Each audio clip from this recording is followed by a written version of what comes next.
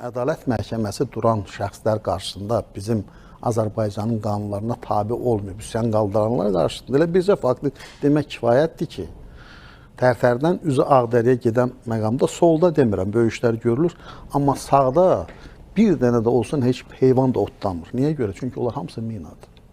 Və bizlə gedən mütləq şəkildə bizə buyururlar ki, oradan biz sapyor götürüb onun müşahidə ilə hərəkət etməliyik.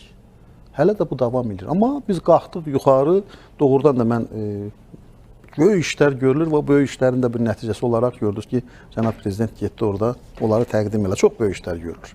Gəlirəm sizin dediyiniz məsələyə və bu məsələdə də bildiyiniz kimi elə bizim qardaş Türkiyə nümunəsi vardır.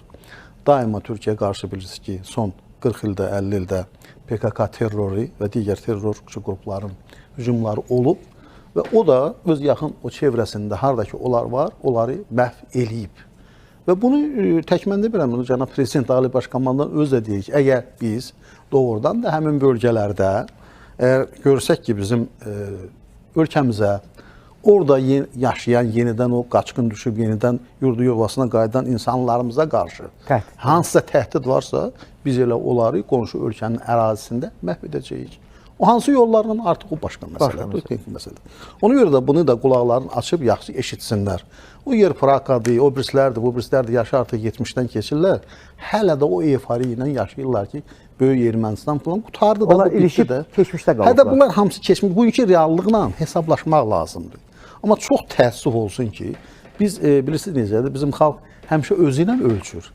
Biraz Ermənistan cəmiyyəti müxtəlifdir, siz yaxşı bilirsiniz bunu, hər birimiz artıq kifayət qədər yaşlıyıq. Bunlarda o var da, onların müxtəlif təbəqələri var ki, o eyfari ilə bugün hətta baxmayaraq ki, müəyyən çəkiyə malikdir, siyasi çəkim, onunla yaşayır ki, biz yenidən baş qaldıracağıq, yenidən gedəcəyik, yenidən o itirdiyimiz mövqeləri əldə edə biləcəyik. Amma bu sağlam düşüncənin məhsulu deyil axı. Bu xəstəlikdir. Bunun adı erməni xəstəlikdir. Məcburəm bunu bu adı ilə adlandıram ki, çünki əgər biz xatırlasaq ki, 20-ci ilin o 44 günlük Vətən Savaşından sonraki qələbədən sonra Ermənistan neynədir? Qəfil şəkildə Rusiyaya üz tutdu. Ondan kömək imdad diləsin ki, bəlkə yenidən nəsə eləyək. Bu alınmadı. Təbii ki, Azərbaycan dövlətinin apardığı siyasət buna imkan vermədi. Sonra neynədir? Üz tutdu cənub qonşumuz İrana.